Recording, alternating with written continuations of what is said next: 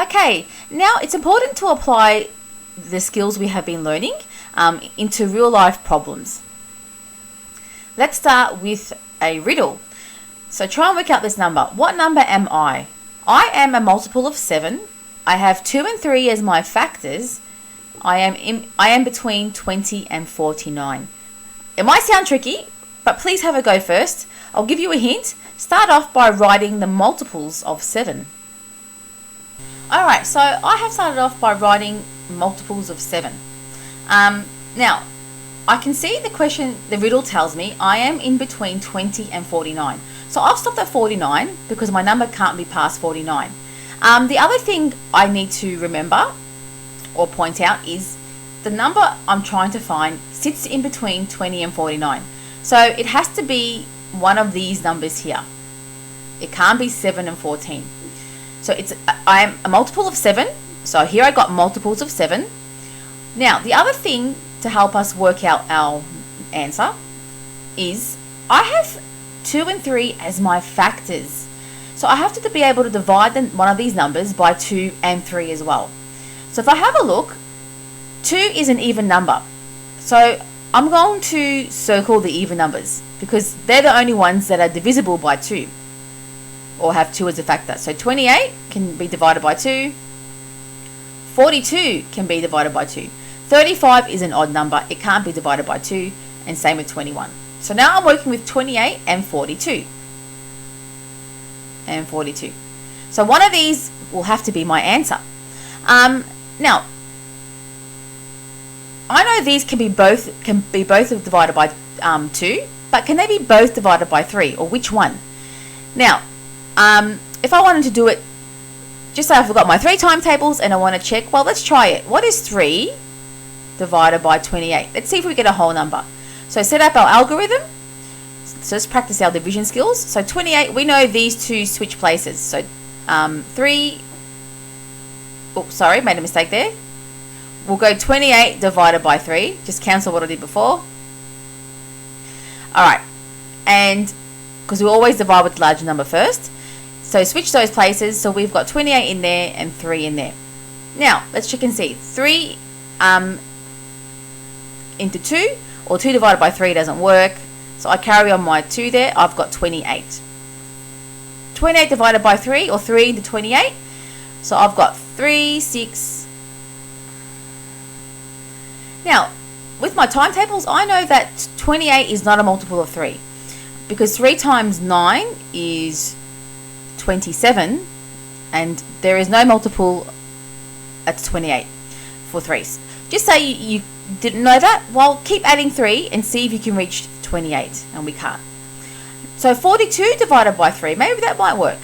So let's try that one. 42 divided by 3.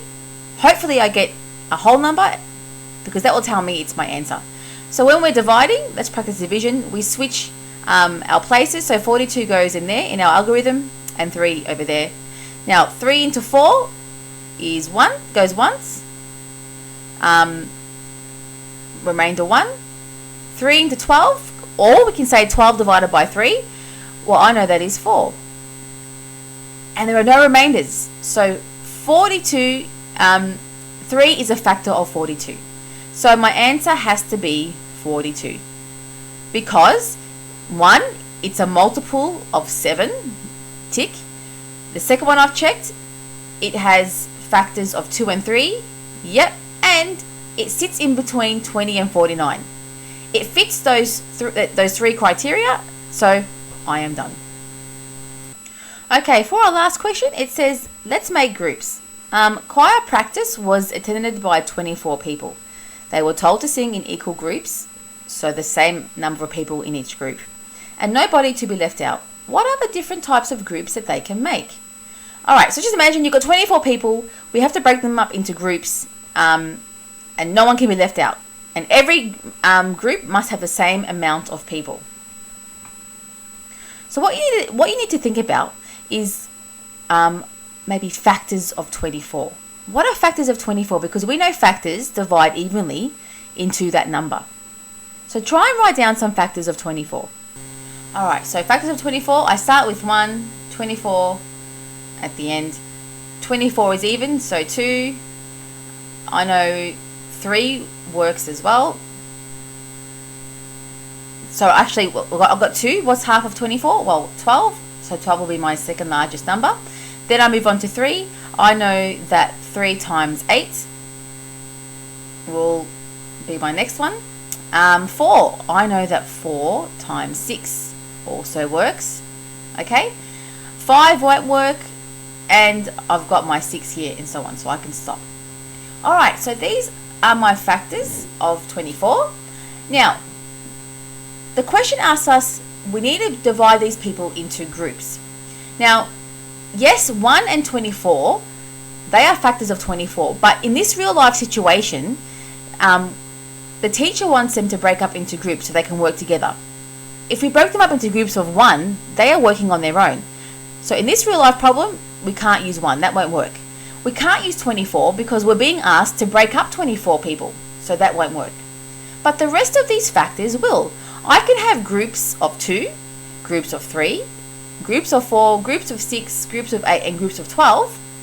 So 12 will just be two groups. They will all work. So let's write our final answer to answer the question. So you should have written the different types of equal groups can be groups of 2, 3, 4, 6, 8, or 12. Please make sure you always answer the question clearly, and it's important in some cases to write a final statement explaining what we've found. Thank you.